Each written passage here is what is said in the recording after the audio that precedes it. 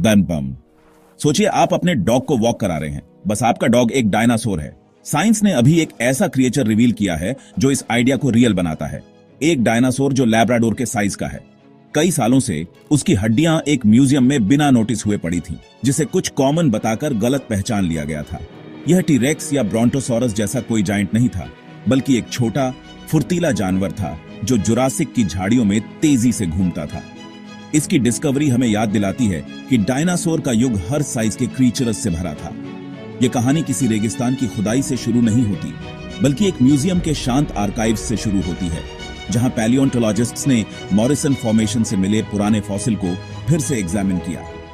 Originally नैनोसॉरस के रूप में लेबल की गई ये हड्डियां पूरी तरह से फिट नहीं बैठी।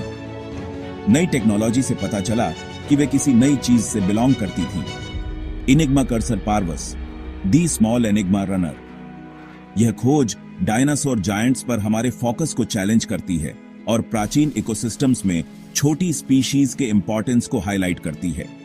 इनिग्मा कर्सर की कहानी दिखाती है कि म्यूजियम के ड्रॉर्स में अभी भी अनडिस्कवर्ड सीक्रेट्स हैं। इसका एग्जिस्टेंस जुरासिक के डेली लाइफ में एक विंडो खोलता है, जिससे हमें सर्वाइवल और बिहेवियर के बारे में नए सवाल पूछने पड़ते हैं। यह लैब्राडोर साइज्ड डायनासोर अपने समय की छिपी हुई डाइवर्सिटी के लिए एक परफेक्ट एम्बेसडर है। हर बड़े स्टेगोसॉरस के लिए अनगिनत छोटे तेज क्रीचर्स थे। अब उनकी कहानियां आखिरकार बताई जा रही हैं। जुरासिक पीरियड लगभग 201 से 145 मिलियन साल पहले का जायंट्स और हरे भरे जंगलों का युग था। ब्रैकियोसॉरस और डिप्लोडोकस जैसे सौरोपॉड्स लैंडस्केप पर ऊंचे खड़े थे, जबकि आर्मर्ड स्टेगोसॉरस और फियर्स एलोसॉरस नीचे घूमते थे।